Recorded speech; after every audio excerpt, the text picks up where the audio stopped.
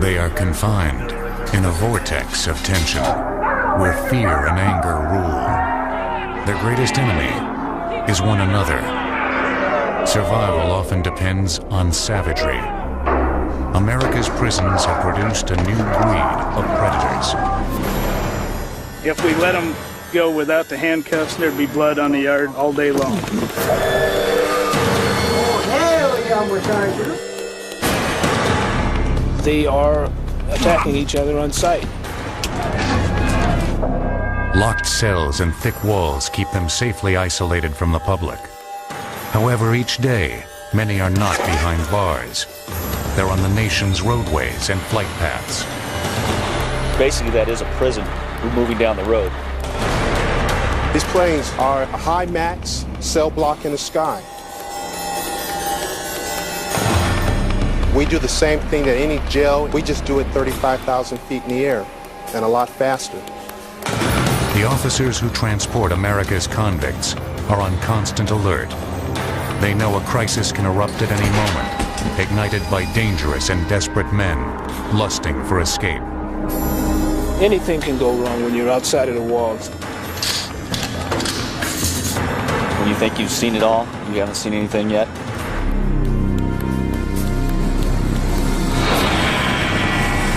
Operating this high-flying powder keg is the Justice Prisoner Alien Transportation System, or JPATS. But to guards and prisoners alike, it is known simply as Conair.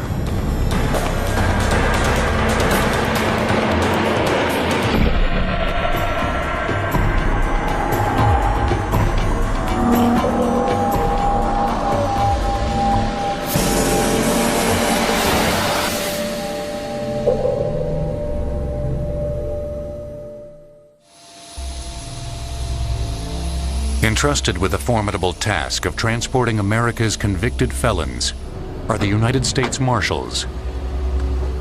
The nerve center of their operation is the JPATS Command Center outside of Kansas City, Missouri. Here, the travel itineraries of prisoners all across the nation are meticulously scheduled, then closely monitored as the convicts are in transit. The only comment the Marshal had was Supervising the command center's activities is U.S. Marshal Kent Pekarik. Sometimes we're referred to as a travel agency. Somebody calls a travel agency and says, I want to go from Miami to Atlanta. That's pretty simple. But the people that we're moving aren't making the phone calls. It could be a United States District Judge, it could be a U.S. Magistrate, it could be a defense attorney, and they're calling us and saying, we want John Doe in Miami at this place in Los Angeles by 2 o'clock next Thursday.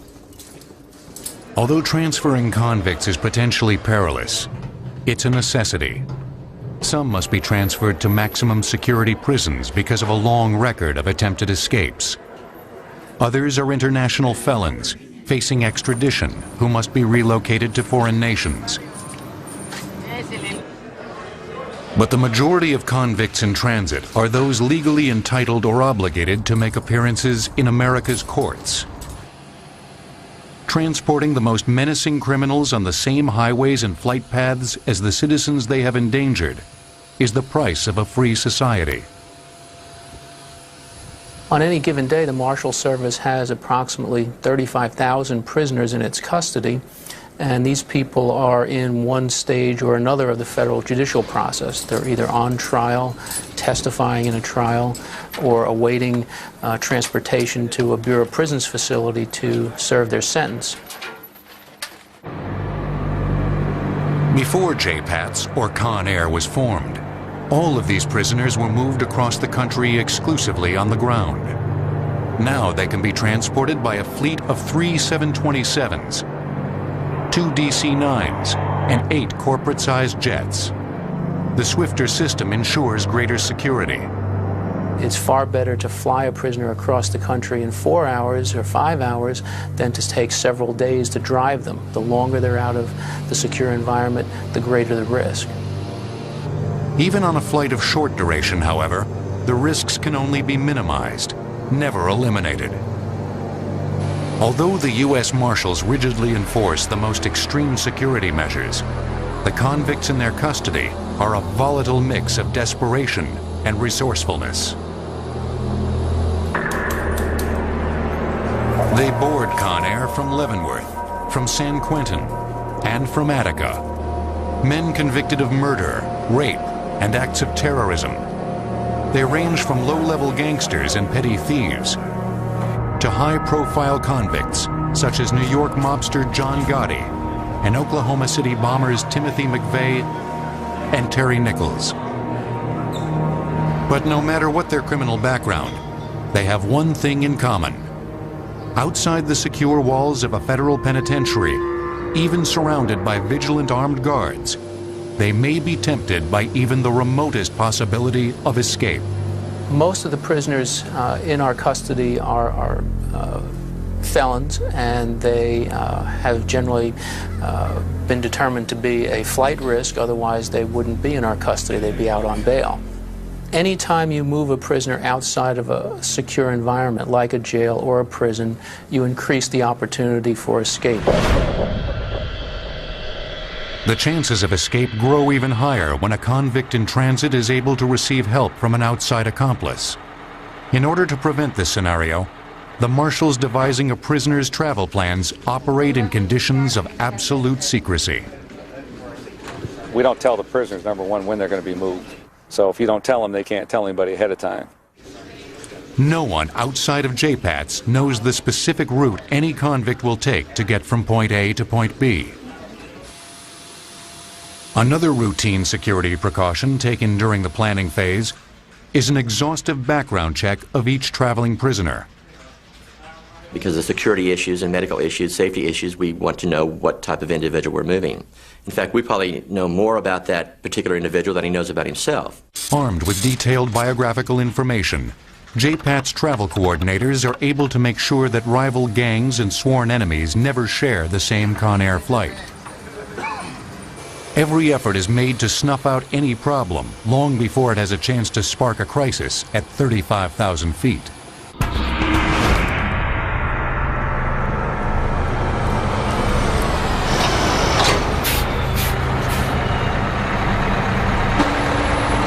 While America sleeps, the transportation operation begins.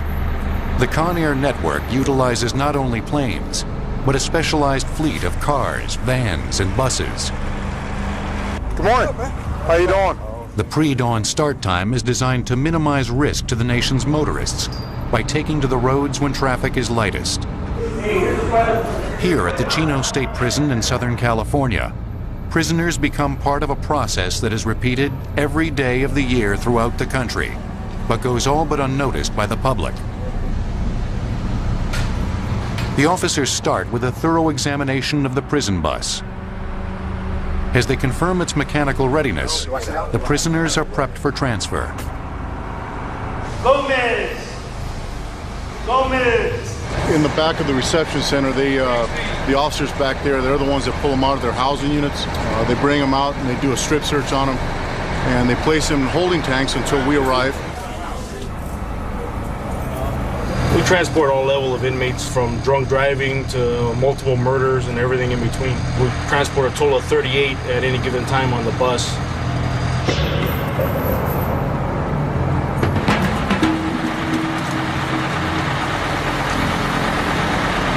First two, come on up. When we load the inmates first on the bus, the sergeant would let the inmates know what their expectations are. All you need to worry about is sit there, keep your mouth shut until you get to where you're going. Everybody understand that? We move, I don't know, thousands and thousands of inmates a year, and you're always going to have some incidents. You're bound to. How long of a ride is it? It's going to get, you'll get there sometime today again. Once the bus is loaded with passengers, firearms are issued to each of the transportation officers. Yes, we're armed. We have our actual weapons on our sides, plus we're armed with other weapons that are on the bus. The precise positions taken by the guards aboard these mobile prisons is a detail they are not willing to share with our cameras. They maintain that such vital information could potentially be used by a prisoner's accomplices waiting in ambush along the vehicle's designated route. sometimes less information is good so that people can't use it against us. We're not going to expose our security procedures. All right, let's go. At 5 a.m., the bus leaves the grounds of the Chino State Prison. Despite JPAT's elaborate security precautions, the veteran guards are all too aware that they are now entering an environment that is no longer in their complete control. On the outside, they realize anything can happen. When you think you've seen it all, you haven't seen anything yet. That's basically what they have to look out for, the unexpected. They're watching 12 seconds up the road where most drivers probably aren't doing that. They also are concerned about the possibility of ambush, moving these convicted felons. They're watching for vehicles that would be following, pulling up beside. So it's kind of a counterintelligence, I would guess, for lack of a better term. With no nightmarish scenario impossible, the tension aboard these vehicles is as tangible as the weapons the guards brandish in order to combat it.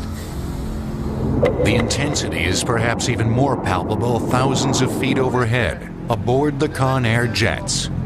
At 35,000 feet, one lapse in security among the world's most dangerous convicts could trigger catastrophe.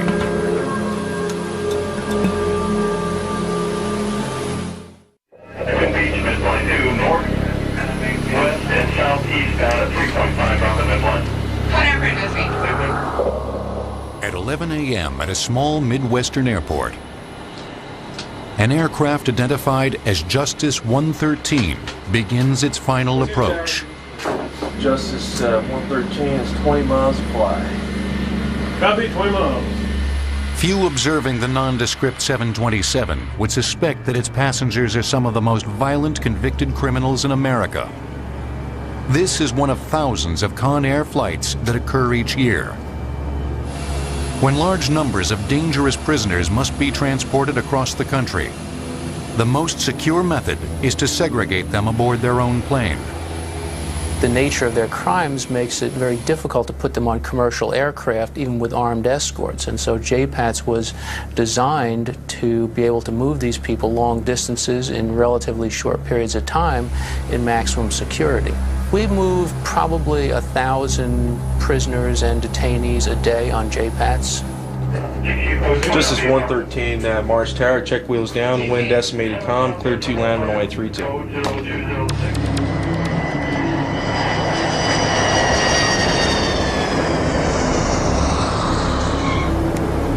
For some of the convicts aboard, this is only a brief layover. For others, it is their final destination. And still more prisoners will board here. The only difference between this flight and that of any conventional airline is that the entire procedure occurs within the most extreme security system imaginable. The moment when the chances of escape seem most tempting, perhaps, is the crucial period of deplaning or boarding. Our very first thought is to not give that prisoner any ideas that there's a possibility to escape, or there's a possibility to create a diversion of someone else possibly escaping. Disembarking convicts are transferred immediately to the custody of a ground unit of U.S. Marshals. We're down here to pick up 9 prisoners off the Marshal Service airlift to take back to Des Moines for court appearances. Before they are boarded into a waiting security van, each prisoner is rigorously searched. We shake them down, we pat them down, make sure they haven't picked up any paraphernalia or anything off the plane that they shouldn't have. The tight security never lapses, as prisoner restraints are rechecked for the next phase of transport.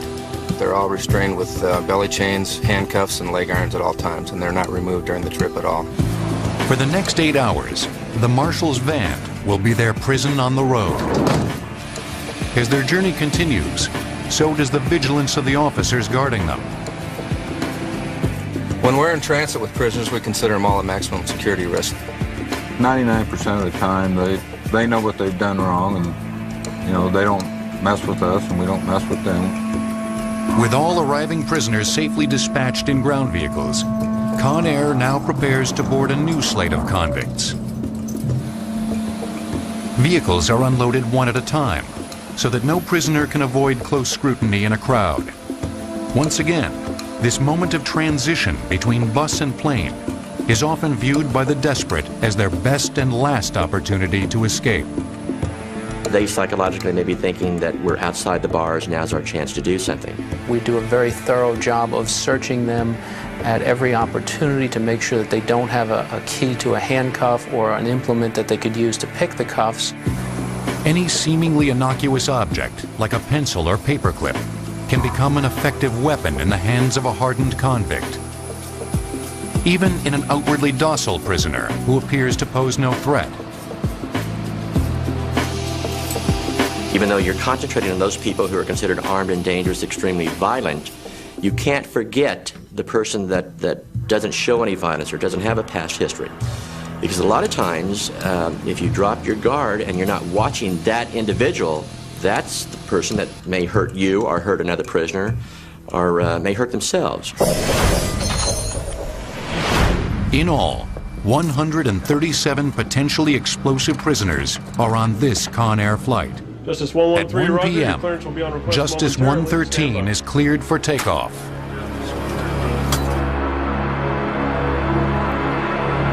The final destination is Oklahoma City. Now, all seems calm. But no federal marshal aboard will make the critical mistake of assuming it will remain so for the duration of the journey. 1:30 p.m. Conair soars at its cruising altitude. U.S. Marshals guarding hardened convicts hope the flight will be uneventful, but are fully prepared for the unexpected. Right now you're on one of the JPAT 727s. We consider this to be a maximum type security institution. Even though we're 31,000 feet above the ground, we have over 100 prisoners on board this airplane right now. Having all your passengers in chains was a little bit strange. All our flight attendants are hairy-legged for the most part. And nobody complains if the movie is bad or the champagne's stale. And we don't look for smooth air. Every inmate's watched very closely by a roving person on the aircraft will walk up and down the aisle looking at their handcuffs, their restraint devices, and their seat belts to assure security. As much as the marshals may like to restrain their prisoners to their seats to ensure virtually foolproof security, safety considerations prevent it. They are never physically attached or restrained to the airplane. So if there is an emergency, we'll be able to get those prisoners off the airplane. With prisoner movement disallowed but physically possible, there is always the chance that two convicts could suddenly endanger all aboard by lashing out violently at one another. Imagine this harrowing scenario playing itself out in a cramped aircraft miles above the ground. Even worse, perhaps, could be a staged struggle designed to create a diversion so that an accomplice would have an opportunity to free himself from his restraints. The main concern would be a prisoner getting out of their restraints. Having a prisoner get out of their handcuffs or their leg irons would be the worst thing that could happen. As far as a prisoner becoming so unruly that we would lose control of that prisoner, and a prisoner possibly taking over the control of an aircraft, it's highly unlikely that that would ever happen. First of all, we have an adequate force of personnel on board the airplane. If necessary, marshals aboard Conair are authorized to use firearms to halt a prisoner's aggression, but only as a last resort. In a pressurized aircraft cabin, any errant bullet which pierces the hull could endanger the lives of everyone. To help avoid this, only highly qualified marshal personnel are authorized to fly on JPAT's aircraft. While the guards aboard Conair must follow rigid policies about their use of weapons, for the prisoners, the only rule is that there are no rules. The greatest challenge facing JPATs is to prevent their captive passengers from smuggling aboard lethal weapons. It is a problem that begins in America's penitentiaries, where officials confiscate scores of homemade weapons each day. Finding more and more weapons now. We used to find many of these metal, what we call bone crusher type weapons, that are big, thick, heavy metal. They become more effective over the years of stopping the amount of metal that they're able to get their hands on now. This weapon here is made out of a cigarette lighter. This piece here, which is a very effective piece, it's made out of plexiglass. They can definitely be fatal. This weapon here is another one we would consider a bone crusher. It was fashioned from an arm on a door closing device similar to this one right here. I would say it's almost exactly the same as this one right here. In order to conceal such weapons from prison officials or to smuggle them aboard Conair, resourceful convicts have invented extreme measures. The inmates have become extremely intelligent as far as, conniving I should say, as far as where they hide their weapons. A lot of them now, they're secreting them in their rectal cavities. They'll hide them in their shoes. They'll sew them into their waistbands of their underwear, so they're very hard to detect. One of our inmates, he had a wound that was on his leg, and he'd actually slide a flat metal weapon like that down into it and hide it inside of his leg. To prevent such lethal devices from being smuggled aboard a Conair flight, federal marshals make the first of many searches of their captive prisoners long before they arrive at the airport. If the individual is going on the airlift, we make sure that we strip him out and check every part of his body to make sure that he has nothing on him whatsoever. We do a complete search of the subjects before we transport them. We check their hair, make sure there's nothing in it. We check their mouth, of course, for contraband. We start from one area and then we move to the next area, and that's because you don't want to miss nothing. So you're breaking it up in different quadrants so that you wouldn't miss anything. Again, I'll check the backside again, check the waistband. We pull all the pockets out and make sure there's nothing in there. We put on his full restraints on him, which includes handcuffs, waist chains, and leg irons. And we'll put on what we call a black box. You'll see that the black box is covering up the keyholes of the handcuffs. If he was to have some contraband on him, he cannot reach to those keyholes and open up these handcuffs. Tony here is going to put on the leg irons on the subject so the subject cannot run. And each of these, the handcuffs and the leg irons, both have double locks on them. Marshals make sure to know which of their prisoners face a date with a gas chamber or a lethal injection. They may be the most unpredictable and dangerous captives of all. The biggest risk offenders, I suppose, that you would say we have are probably the people that are facing a death sentence. Those folks are bad actors, there's no question about it, and you need to have them controlled at all times because they don't have a whole lot to lose. The entry and exit point to the courthouse is a double-doored chamber called a sally port. Only one door can be opened at a time. Steel and concrete barricades prevent any forced entry. This area will only be vulnerable when these barricades are lowered and the garage door is open. Before this happens, weapons are drawn.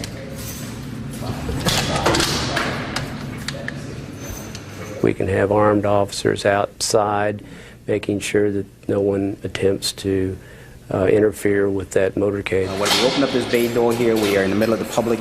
A lot of cars going by, so we got to make sure, for safety reasons, we got to make sure we have a weapon at hand. You never know what could happen.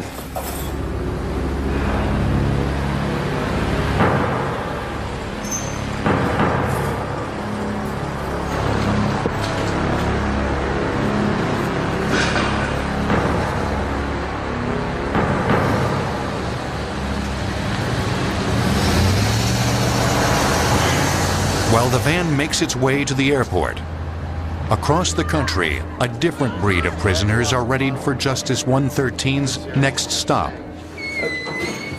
Okay, inmate Smith, I need you to step out of your cell, please. Walk down the hallway here. Female prisoners are moved with the same painstaking precaution as the men. And, I need you to grab hold of the top of that chair and lean up on it. Bring your left arm down. Basically, it's maintaining security at all times. They're never just a passenger. They're secured inside the prison as they are outside the prison. A Conair passenger cabin is one of the rare venues in which males and females share the same maximum security facility. By 4 p.m., Conair is once again at full capacity at its cruising altitude of 31,000 feet. 30 minutes later, Justice 113 begins its descent into Oklahoma City. As you can see on board the airplane, at 31,000 feet, the prisoners, there's no place for them to go. It's a very secured environment. When we land in Oklahoma City, we'll land and then we'll taxi directly over to the Federal Transfer Center there on the airport in Oklahoma City. Once we land, the jetway will swing out from the institution, and we'll open up the doors, and then at that time we'll exchange the transfer. All these prisoners on this airplane will then walk into the jetway, into the institution, and their feet will never touch the ground. The most vital, important part of this is at all times they're away from the general public. The Federal Detention Center is a penitentiary located on the grounds of Will Rogers Airport in Oklahoma City. Convicts disembark directly into prison. From here, they will catch another Conair flight to their final prison destination. While these prisoners were cleared for a standard Conair prison flight, a special few require security measures that are even more extreme. They are so dangerous, they must be flown in solitary confinement.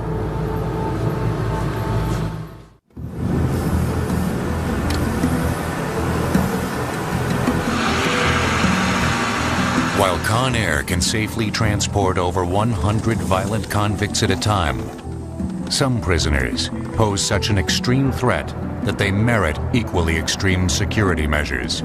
If we move someone as an individual, that means that they are either an incredibly high security risk, someone who is a high-profile prisoner. You can't afford to have them out in public, so you move them by themselves. Flights transporting one convict in isolation are arranged not only for the protection of the public, but for the protection of the prisoner.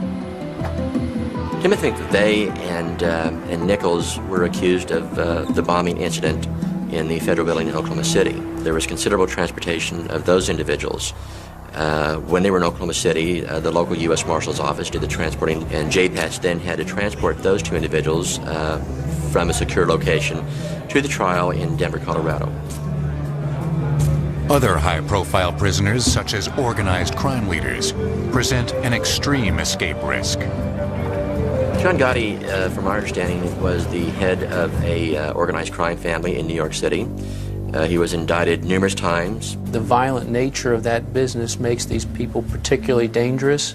They have the money to be able to orchestrate escapes if they have the opportunity to do so. The challenge in transporting a prisoner of John Gotti's stature is to prevent the critical information leaks to the media, information which would be invaluable to accomplices plotting to assist an escape. The press has their job to do also, and they're constantly trying to find out when we're picking someone up or when we're moving, when we're flying. And because of security reasons, we don't usually want to publicize that because we want everything to stay safe, and it's better that those things stay as quiet as we can until we actually get the defendant to the institution. Unlike John Gotti, the most dangerous of the Conair solo passengers have no need for accomplices to create havoc. They stand alone as killing machines. There's one prisoner in the system right now that can break handcuffs basically like you'd break a piece of thread. There's people in the system that have killed up to 20 people. The commissioners of the Aryan nations, very extreme, very violent. They've killed multiple, and it's a feather in their cap if they kill, say, a female law enforcement officer. In the joint, it's one thing. If they do it on the street, it's bigger points. We handle the baddest of the bad, is what it comes down to. When they take them out of the cell, they take 6 guards to take them out of the cell to move them anywhere. Well, in the case of moving a prisoner on Conair, we use full restraints on them. There's virtually no chance of escape or no chance of an assault on one of our officers. Rendering harmless the most violent of predators requires that the wrists be triple locked. In addition to handcuffs and a black box, the hands are placed in a set of synthetic mittens that prevent him from using his fingers. We've got issues where people have actually pulled things off of an aircraft and used them to make shanks. With that mitten on top of an individual's hands, he's prevented from even touching his fingertips. The final security device constrains the convict's movements to an even more extreme degree, one that has inspired Hollywood prop masters. The mask prevents the inmate from spitting, manipulating the restraints with his teeth, or biting his guards. Though these measures may seem like overkill, the marshals are trained to never underestimate the criminal mind. Everybody in this system is clever. That's all they do is practice on martial art holds of pressure points, because that's all they have is time on their hands. Physically, mentally, they're in their own world. And at any given time, they can have their upper hand. Once prepped for the move, the transport team acts quickly, with no advance notice to their captive. If he is a high profiler, he can be carried in an armored car. And with that armored car, there's chase vehicles. You may take out the first car, but you're not going to take out the convoy of U.S. Marshals and other law enforcement that are fully aware. As the prisoner arrives at the airstrip, the Conair jet is already prepped and ready for takeoff. And just as they do for standard Conair flights, marshals form a security perimeter around the aircraft. There are two possibilities. One, that there could be an escape of a prisoner being moved. The other risk is the possibility of someone attempting to aid in an escape. And so that's why you see the armed people securing the perimeter to prevent outside forces from engineering an escape. It is the marshal's sworn duty not only to prevent their prisoner from escaping, but to prevent any attacker from harming the prisoner. You're looking at an area that's 3,000 yards open, a sniper, in the event that they want to take that individual out, we couldn't do anything about it. If you want somebody bad enough, you'll get them. We do everything that's possible to make sure that that doesn't happen. Once on board, the final security measure goes instantly into effect. Marshals are forbidden to converse with their isolated passenger. It certainly is a jail environment in the air. There are no frills to the flights. Once seated, they are not allowed to get up for any reason. It is a very controlled environment. Obviously, at 30,000 feet, you can't afford to have an incident. Passengers requiring this extreme form of confinement aboard Conair are invariably transported to a prison where security is just as tight. One such penitentiary is Pelican Bay State Prison in Northern California, home to many of the most sinister convicts alive.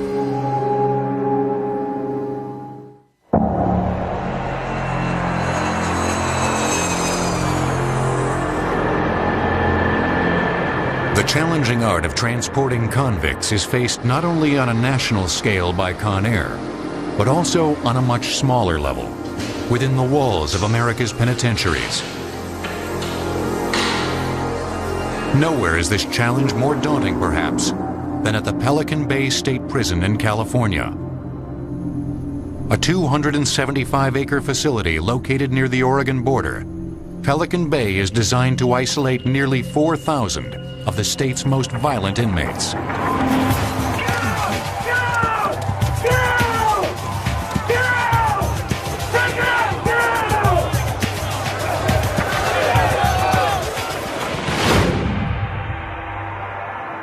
Pelican Bay State Prison is referred to as housing the worst of the worst.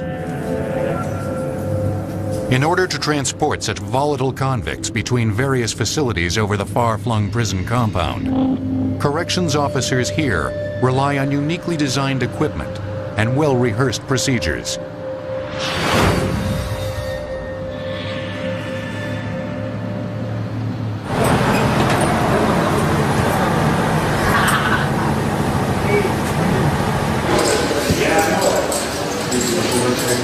To move the dozens of inmates each day required to go to Pelican Bay's medical clinics, guards use a special lockdown bus, a mobile prison inside the walls. Maximum 10 inmates on the bus at one time to take them to the clinic or to return them back. Little cages here to prevent them from spitting or spearing or anything of such. The bus is checked frequently to make sure no contraband has been stashed. and that nothing has been removed which may be fashioned into a weapon. Security is further enhanced by the lack of any centralized bus stop where convicts could gather and come into conflict with each other or with guards. Service is door to door. Lieutenant Ben Grundy has been with Pelican Bay since its inception in 1991.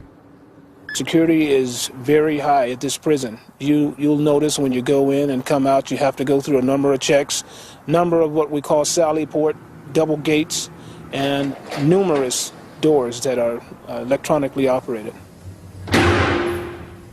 Even when convicts are moved simply on foot, they are subjected to the tightest possible security standards. Everywhere we go, we're being escorted to the medical department, on a visit. When we're doing escorts in a tense situation like this, we make sure that it's a hands-on escort.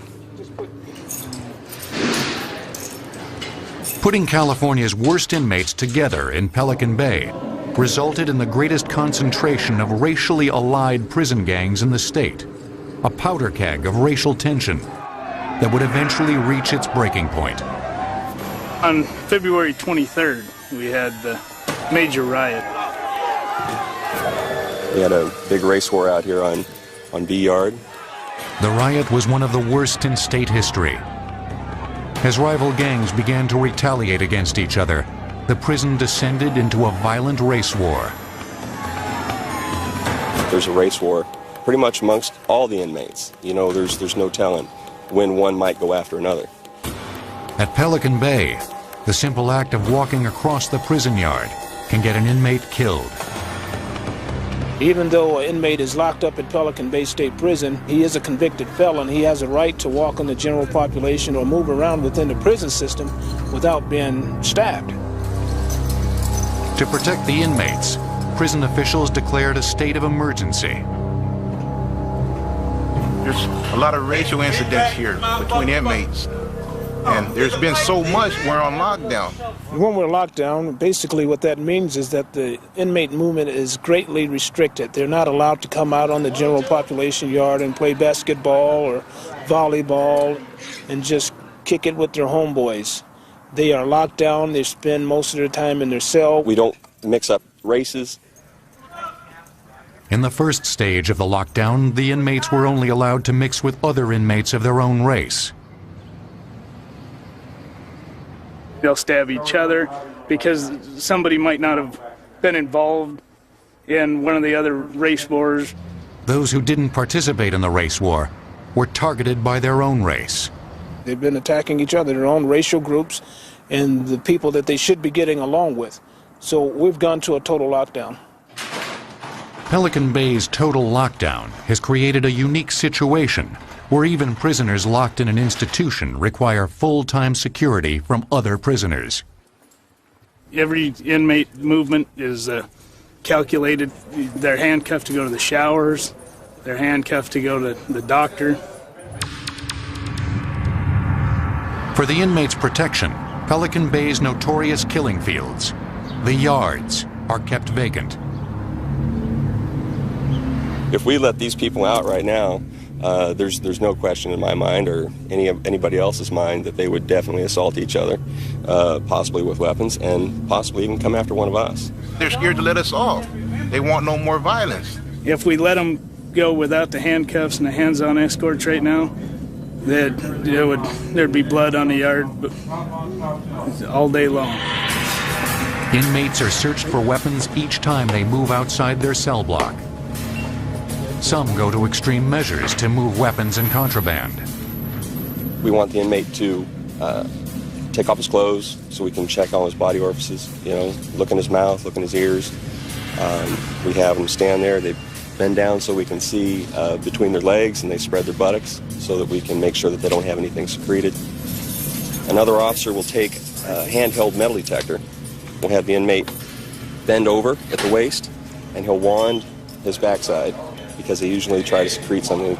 Basically, they're placing weapons in their buttocks and in their rectal cavity. Inmates manufacture weapons out of any piece of material they can get their hands on. They're masters at hiding weapons. Some of them probably do have weapons, and we miss that.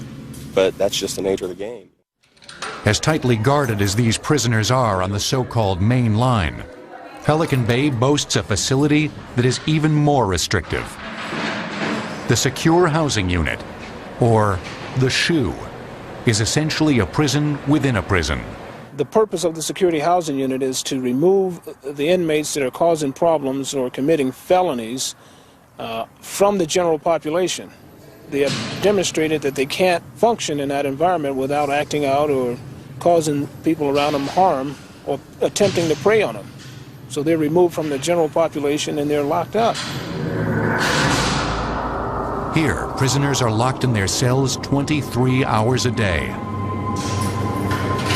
Everything they need to serve their sentence is contained here. There is no out of doors. Inside of the Security Housing Unit, or the SHU, inmates are escorted everywhere they go. Everywhere these predatory offenders move within the SHU, they are always under the watchful eye of an armed guard on a catwalk above. Anticipating violent outbursts, the guards protect themselves with armored vests designed to repel knife attacks. Due to the level of these inmates and their violence, there's always a possibility to be stabbed or speared or attacked. In a security housing unit, all officers are mandated to wear the vest. When an inmate is escorted in the SHU, he is never allowed to precede a correctional officer through a doorway. To prevent contact between inmates, the officer will always make sure the area is clear before proceeding with his prisoner. Prisoners are strip-searched every time they leave their cells. A transport to the library within the SHU requires yet another extreme security precaution. They'll be hooked together. With the chain that hooks them together, we can use less staff to move more inmates. We have to give the inmates access to all the legal materials so they can file their cases. They review the books there, turn the books back in, and then they return to their cells. Allowed only 30 minutes inside the library, convicts are strip-searched yet again before they are returned. They're allowed to bring back 3 sheets of paper with the information they needed, and that's all they're allowed to bring back. The inmates are moved by unit so that they can't pass information on from unit to unit to unit. It's just our attempt to try to keep down the gang information flow. We do it as good as we can. We know it still gets around. Even prisoners in the SHU are sometimes required to be moved outside Pelican Bay's secure walls for court appearances or medical appointments. As level 4 inmates, the highest security risks, they are then subjected to an even greater security measure. Even within the institution, they have to be escorted. But when they leave the institution, it's a whole another matter. The vehicle that they're in effect, becomes a prison on wheels. And we do not have the luxury of the fence as a perimeter, nor do we have the prison walls. It's not business as usual. It's very serious, and they're still dealing with a level 4 convicted felon that they need to get back inside of the walls. Pelican Bay is probably one of the most secure prisons in the state of California. Really, the only time anybody would have a chance of breaking somebody out is when we're out on one of these transports. The prison convoy is inspected exhaustively inside the Sally Port, a double-gated checkpoint where everything going in or out of the prison must first be authorized.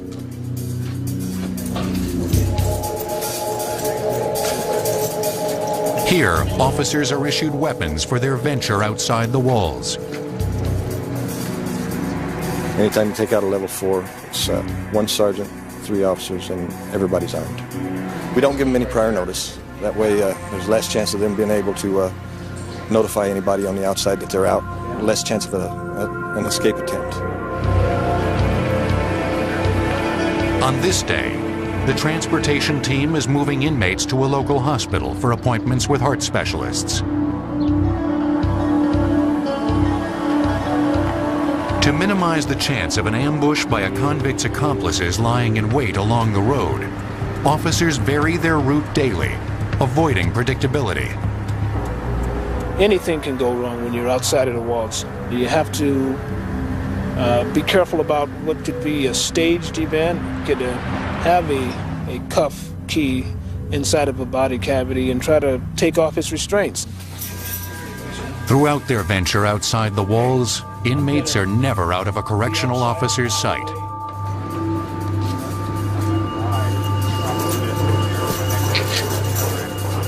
The unarmed officer actually has hands on the inmate, and the armed officer just follows at a safe distance to provide gun coverage in case the inmate tries something.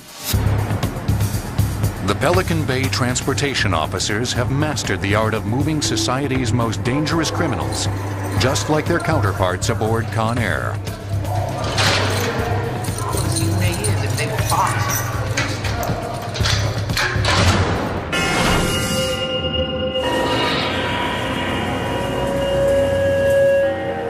Whether it's transporting a prisoner across the yard or across the country, law enforcement is using extreme security procedures to make sure the general public is kept safe. We take every precaution to make sure that the public is not confronted by those types of individuals. We've been in the business of moving prisoners for a long time, and there's probably not a lot of things that we haven't seen. I feel very confident that the public is not at risk when these inmates are being transported from prison to prison. We've moved hundreds of thousands of prisoners without an escape. From vans to buses to the specialized fleet of jets, the mission is the same: taking prison safely on the move. We do the same thing that any jail, any prison, federal, state, county. We just do it 35,000 feet in the air and a lot faster.